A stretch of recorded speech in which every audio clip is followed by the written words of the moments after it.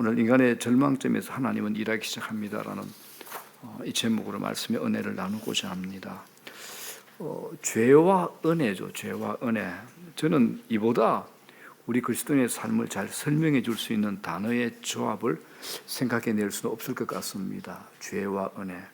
왜냐하면 다윗의 삶을 통해서 하나님께서 우리에게 보여주시고자 하는 것이 바로 이겁니다.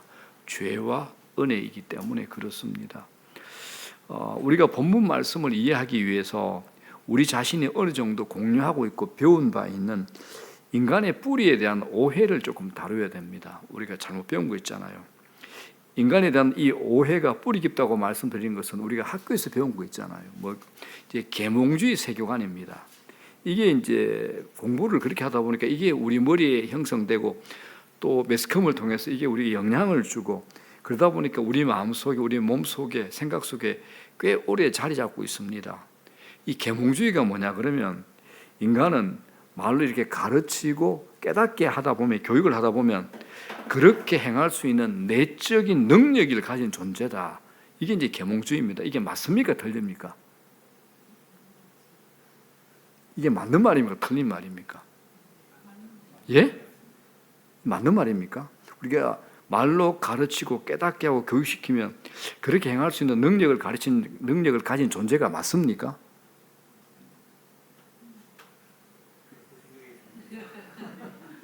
어떻습니까 이게? 우리 학교에서 배운 거잖아요. 그죠? 이게 맞는 말이고 틀린 말입니까? 예? 잠깐만. 내적인 거 되는데 내적인 거 안 될 것 같아요. 그러면 안 되는 거잖아. 안 되는 거지 뭐. 그러니까 이제 우리 인간에게 필요한 것이 무엇이냐? 교육을 강조하죠. 교육만 잘 받으면 사람이 된다라는 겁니다.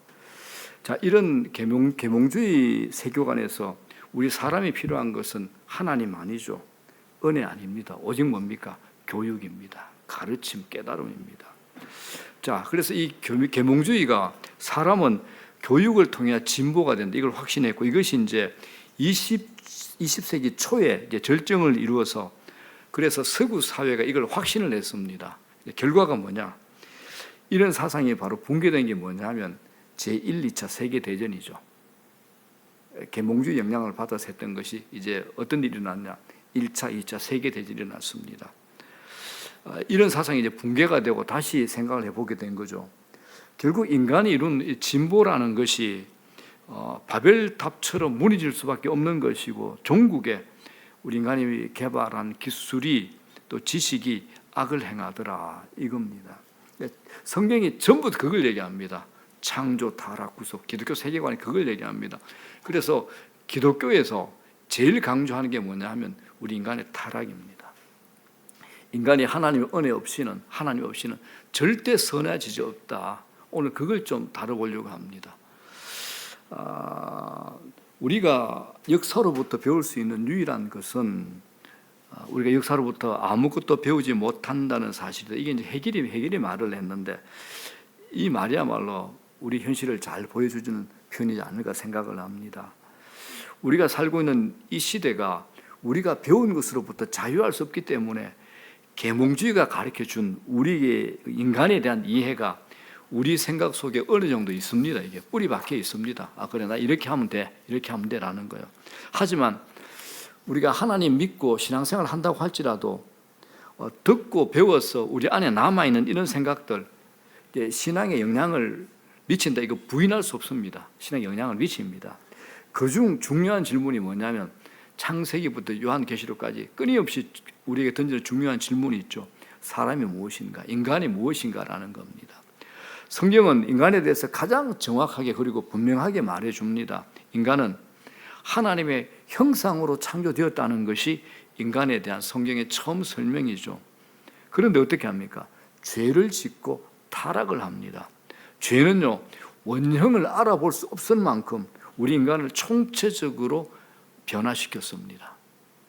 타락한 인간이 교육을 통해서 순결과 거룩을 성취할 수 없다라는 것이 성경이 하는 얘기입니다. 왜냐하면 인간의 이 죄성이, 우리가 갖고 있는 죄성이 교육을 통해서 죽을 수 없기 때문입니다. 여러분 교육받았다고 죄 안 짓던가요? 얼마나 기가 막히게 기묘하게 죄를 짓습니까? 인간의 죄성, 저는 이렇게 표현하고 싶습니다. 너무 질기다. 우리 인간의 죄성은 너무 질기다. 그래서 죽는 순간까지 그 사람이 거룩한 신자라 할지라도 그를 넘어뜨릴 수 있을 만큼 남아 있을 수 있다라는 겁니다. 그렇기 때문에 성경이 가르쳐주는 인간은 죽는 순간까지 하나님께 의존할 수밖에 없는 존재고, 인간에게 필요한 것은 더 나은 교육이 아니라 하나님의 은혜다라는 것을 성경이 우리에게 얘기하는 겁니다. 오늘 본문이 이제 그걸 보여줍니다. 자, 성경의 기자가 이 사건을 다윗 인생의 말년에 보여주는 사무엘하 맨 마지막이잖아요. 이제 죽기 얼마 전에 위치시켰다는 것은 아무 뜻 없이 이 사건을 옮겨놓은 것은 아니겠죠. 그 훌륭해 보이는 다윗의 마지막에 이 사건이 위치해야 될 만큼 다윗의 삶은 죄로부터 자유롭지 못함을 우리에게 보여주는 겁니다. 다윗의 삶을 보십시오. 멀리서 보면 참 멋집니다. 흠이 없는 삶이었죠. 그런데 성경 안에 들어가서 보니까 온통 허점투성이의 죄와 얼룩이 가득하더라는 겁니다. 자, 오늘 이야기 다윗의 인구조사입니다. 인구조사 그 자체로는 죄가 아닙니다. 자, 민수기 1장 보게 되면 하나님께서 출애굽한 백성들의 인구조사할 것을 모세에게 명한 적이 있죠. 그래서 민수기 1장 2절에 보면 인구조사해라라고 되어 있습니다. 그런데 본문에서 인구조사는 이게 문제가 된 것은 다윗이 어떤 동기를 했을까? 그게 문제가 되는 겁니다. 자, 3절에 다윗의 부하 요압의 말을 통해서 다윗이 어떤 동기를 가지고 인구조사했는가를 읽을 수 있습니다. 자, 다윗은 자기의 힘을 알고 싶은 겁니다. 3절 시작. 요압이 왕께 아뢰되 이 백성이 얼마든지 왕의 하나님 여호와께서 100배나 더하게 하사 주 왕의 눈으로 보게 하시기를 원하나이다. 왕의 하나님 여호와께서 100배나 더하게 하사. 자, 다윗의 삶은 지금까지 자기 혼자 힘으로 살아온 삶은 절대 아닙니다. 그야말로 오직 은혜, 하나님의 은혜다라고 밖에 말할 수 없는 게 다윗의 삶입니다. 그런데 하나님의 은혜로 여기까지 이르렀다는 사실을 잊어버린 순간 사람은 그가 어디에 이르렀든지 넘어지게 되었다는 것을, 넘어질 수밖에 없다는 것을 다윗이 우리에게 보여주는 겁니다. 요압의 말대로 하나님께서 그 백성을 100배라도 더하게 하실 수 있는데도 말입니다. 자, 문제가 있죠. 이거 해석하다 보면 1절이 좀 문제가 됩니다. 다윗이 이렇게 한 것이 하나님의 부추김 때문이었다라는 것이 1절의 설명입니다. 이게 1절이 우리 해석을 헷갈리게 합니다. 자, 1절 한번 볼게요. 여호와께서 다시 이스라엘을 향하여 진노하사 그들을 치시려고 다윗을 격동시키사. 누가 다윗을 격동시켰죠? 하나님께서 그렇게 설명합니다. 가서 이스라엘과 유다의 인구를 조사를 하신지라. 자, 왜 이렇게 하셨는가 하면 하나님께서 다윗뿐만 아니라 이스라엘 전체를 향하여 진노하셨다는 겁니다. 그 일이 무엇인지 우리가 알 수 없지만은 상당 부분 다윗과 같은 죄가 아닐까라는 것이 성경학자들, 신학자들의 추측과 해석입니다. 그건 교만이죠. 하나님의 은혜를 잊어버리면 그 순간 교만은 암세포 같은 무서운 속도로 우리 내면에 퍼지고 맙니다. 이건 다윗 왕 한 사람의 문제만이 아니라 이스라엘 백성 모두가 가진 문제였던 겁니다. 그래서 다윗이 인구조사를 한 배경에는 하나님이 계셨습니다. 그런데 이 본문과 같은 내용이 어디 나오냐 그러면 역대상에도 나옵니다. 역대상 21장은 이렇게 설명합니다. 누가요? 여호와가 아니죠. 누구죠? 사탄이 일어나 이스라엘을 대적하고 다윗을 충동하여 이스라엘을 계수하게 하니라. 이렇게 기록되어 있습니다. 같은 사건을 사무엘서는 하나님이라고 하고 역대서에서는 뭐랍니까? 사단이라고 합니다. 이게 무슨 의미일까요? 이 말은 하나님께서 작정하신 일을 이루게 하실 때 사단을 사용할 수 있음을 보여주는 겁니다. 하나님께서 사단을 사용하죠. 하나님께서 사단을 허용하신 것이지만 그 허용은 결국 하나님의 작정하신 일을, 계획하신 일을 이루어내고야 만다는 겁니다. 자, 이런 사건이 어디에 있습니까? 구약 성경에 가장 대표적인 게 욥기죠. 욥기서에 바로 이런 내용이 나옵니다. 처음에는 사탄이 욥의 몸에 손을 대지 못하고 소유물에만 손을 댈 수 있도록 하나님으로부터 허락을 받습니다. 그리고 욥의 생명에는 손을 대지 못하게 하죠. 자, 이게 무슨 말이냐? 하나님께서 허용하시는 것만큼만 마귀가 권세를 가지고 일을 하는 겁니다. 마귀가 다 할 수 있는 거 아닙니다. 하나님의 허락하신 그 범위 내에서 할 수 있는 겁니다. 하나님은 악을 행하고 죄를 부추기시는 분이 아닙니다. 요셉의 이야기가 이걸 보여주지 않습니까? 요셉이 형들을 용서할 때 자기를 팔아넘긴 것은 형들이 아니다라고 분명히 얘기합니다. 하나님께서 형과 나 우리 모두의 생명을 보존케 하려고 그렇게 하신 것이다라고 요셉이 고백을 하잖아요. 형들은 자기들의 악한 마음을 가지고 죄를 지었는데 하나님께서 그런 형들의 악행마저도 당신의 거룩한 계획을 이루는데 쓰셨다라는 겁니다. 자, 그렇게 하는 배후에는 마귀의 역사도 함께 있다는 것이고, 그러나 그 일을 이루시는 분은 하나님이시라는 겁니다. 자, 본문으로 돌아볼게요. 자, 9개월 20일 만에 다윗의 부하 요압이 인구 조사를 마치고 돌아와 보고하게 될 때, 이때 다윗은 이제 자기의 죄를 적극적으로 깨닫습니다. 자, 10절 다 같이요. 시작. 다윗이 백성을 조사한 후에 그의 마음에 자책하고 다윗이 여호와께 아뢰되 내가 이 일을 행함으로 큰 죄를 범하였나이다. 여호와여, 이제 간구하옵나니 종의 죄를 사하여 주옵소서. 내가 심히 미련하게 행하였나이다. 이렇게 회개를 합니다. 자, 성숙한 그리스도인의 표지가 뭐냐 하면 이런 신속한 회개입니다. 여러분 기억나시나요? 다윗이 우리아의 아내 밧세바를 범했을 때 이렇게 신속한 회개가 안 이루어졌습니다. 거의 1년의 세월이 지나고 있었지만은 그가 죄를 깨달았다는 증거가 성경에 나타나지 않습니다. 나단 선지자가 지적했을 때야 비로소 그때 1년이 훨씬 지난 다음에야 나단 선지자가 그 죄를 지적하고 나서야 다윗이 회개를 합니다. 그런데 이 상황에서 다윗은 스스로 빨리 죄를 깨닫고 회개를 합니다. 여러분, 우리 신앙인들인데 우리 다 죄 짓잖아요. 그냥 저만 짓나요? 신앙의 성숙과 미성숙의 차이가 뭐냐 하면 죄를 짓는가 안 짓는가 이것보다도 오히려 죄를 민감하고 신속하게 깨닫고 회개하느냐 그렇지 않느냐 이 차이일 겁니다. 자, 여러분은 어떻습니까? 예수님 믿고 살아오면서 처음과 비교할 때 여러분은 그런 민감함 속에 살아가고 있습니까? 자, 문제는 또 여기서 또 발생합니다. 다윗이 회개를 한 그 다음날 아침에 일이 발생합니다.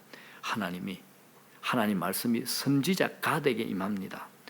다윗에게 이 죄에 대한 형벌로 3가지를 내가 너한테 제시할 테니까 이 3가지 중에 한 가지를 네가 선택해라라고 얘기를 합니다. 자, 11절 12절 한번 보겠습니다. 13절까지 다 같이 시작.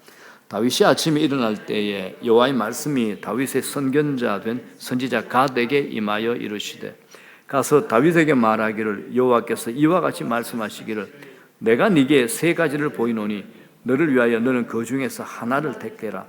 내가 그것을 네게 행하리라 하셨다 하라 하시니 가시 다윗에게 이르러 아뢰어 이르되 왕의 땅에 7년 기근이 있을 것이니까 혹은 왕의 원수에게 쫓겨 10달 동안 그들 앞에서 도망하실 것이니까 혹은 왕의 땅에 사흘 동안 전염병이 있을 것이니까 왕은 생각하여 보고 나를 보내신 이에게 무엇을 대답하게 하소서 하는지라.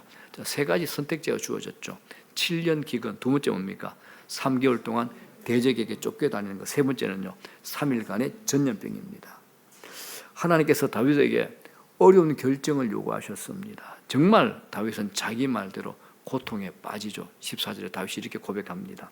다윗이 갓에게 이르되 내가 고통 중에 있도다. 청하건대 여호와께서는 긍휼이 크시니 우리가 여호와의 손에 빠지고 내가 사람의 손에 빠지지 아니하기를 원하노라 하는지라. 다윗이 이제 하나님의 긍휼하심에 의지하여 하나님의 손에 빠지고 사람의 손에 빠지기를 원치 않았습니다. 이게 다윗이 무엇을 선택했는지를 보여주지는 않지만 결과로 보면 3일간의 전염병을 선택한 겁니다. 자, 3일간의 전염병에 이스라엘 백성들이 얼마 죽습니까? 7만 명이 죽었어요. 7만 명. 인구조사 결과를 보니까 이스라엘 땅에 80만, 유다 땅에 30만, 130만인데 130만 중에서 7만 명이 죽었으니까 거의 20분의 1이 죽은 겁니다. 물론 이 일이 다윗 한 사람의 죄 때문이 아니라 백성의 죄로 말미암은 사건임을 보여주죠. 이건 무고한 백성의 억울한 죽음이라고 성경은 말하지 않습니다. 비록 진노하시는 중에도 긍휼을 베푸시는 하나님은 여기서 재앙 내림을 뉘우치셨다라는 표현을 쓰는데 이걸 이제 신인 동형론적 표현이라고 그러죠. 하나님은 영이시잖아요. 하나님께서 뉘우쳤다는 게 우리는 못 깨닫잖아요. 뭐 하나님의 손, 하나님은 성경에 그런 표현이 나오는데 그게 신인 동형론이죠. 하나님을 인간의 감각으로 표현하는 거죠. 그래서 16절에 뭐라 그럽니까?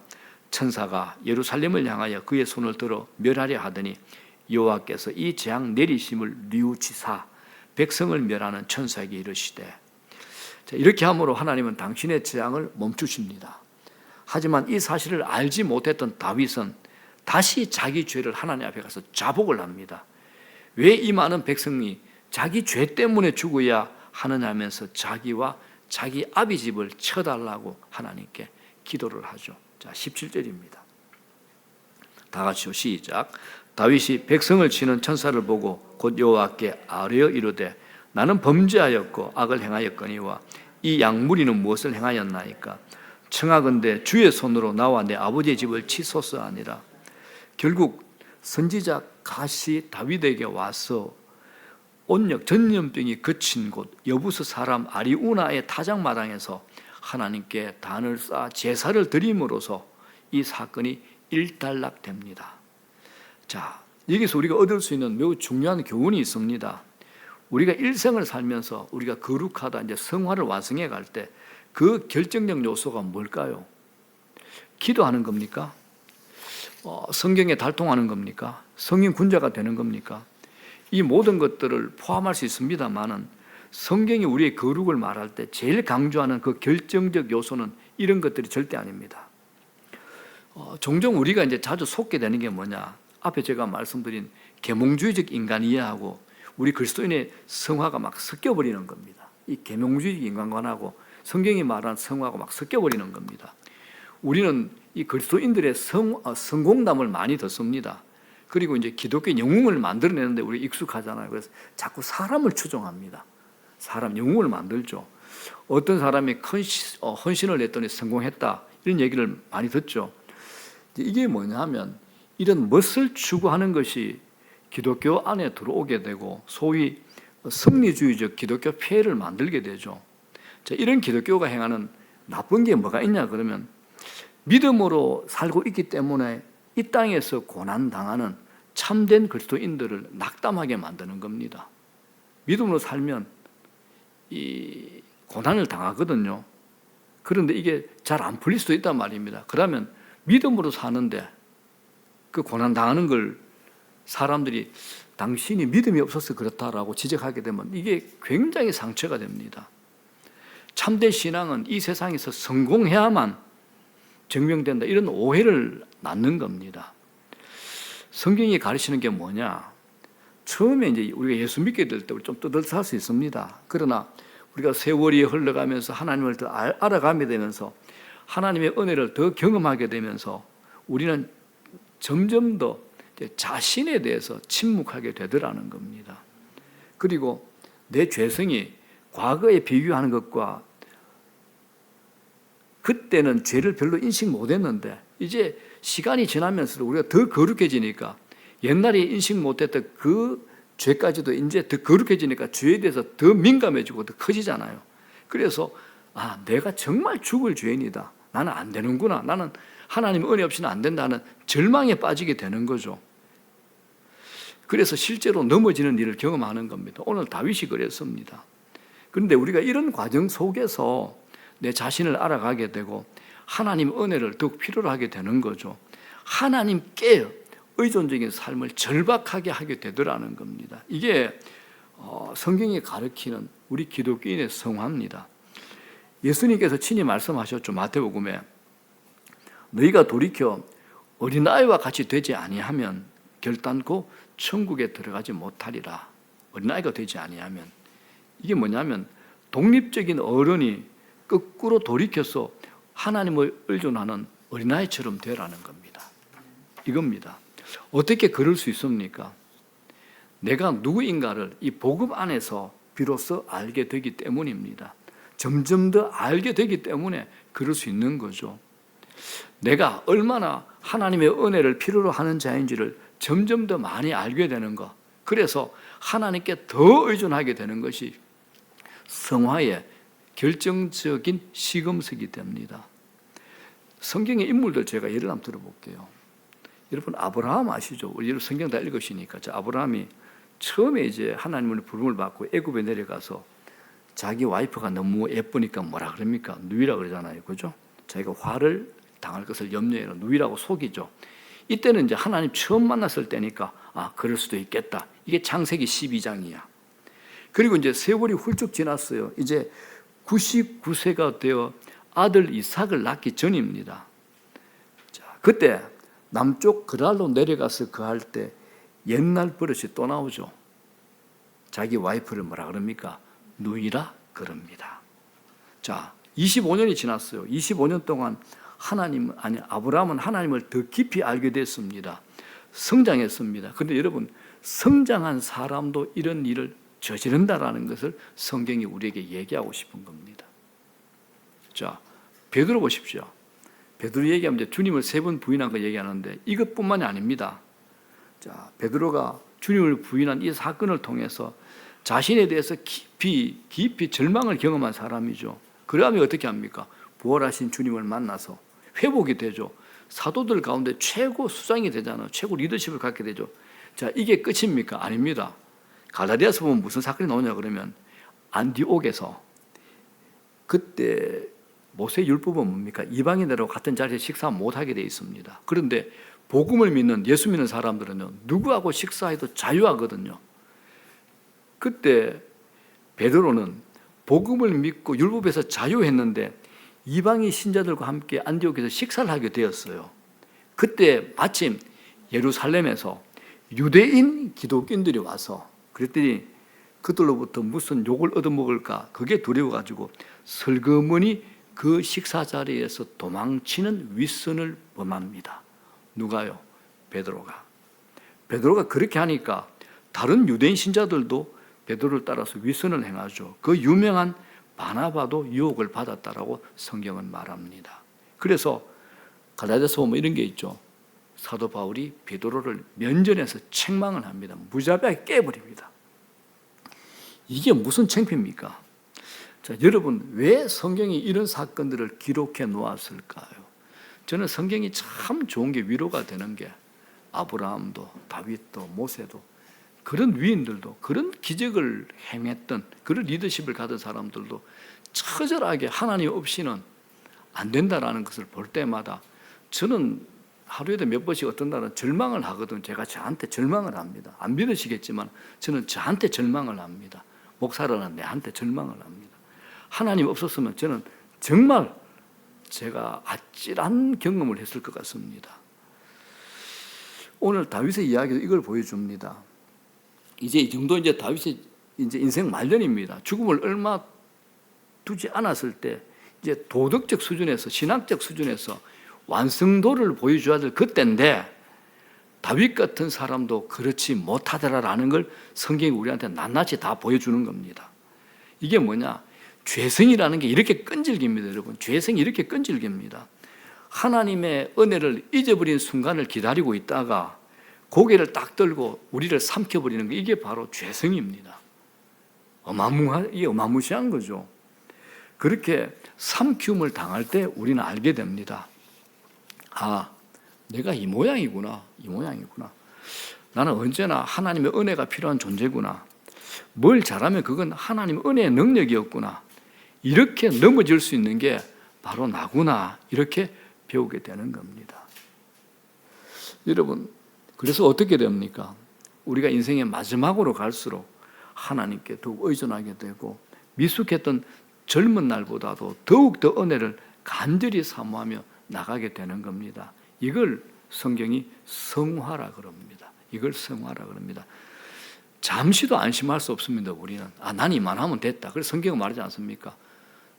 섰는 줄 생각하면 넘어질까 조심하라. 곳곳에 이제 함정이 있는 겁니다. 여러분들은 절망하십니까? 어느 책에 보면 어느 유명한 신학자가 이걸 썼더라고요. 절망하지 않는다라는 사람은 아직은 자기 자신을 모른다라는 것입니다라고 표현을 해놨더라고요. 저는 그게 100번 동의합니다. 자신의 현실을 보는 눈이 안 열린 거죠.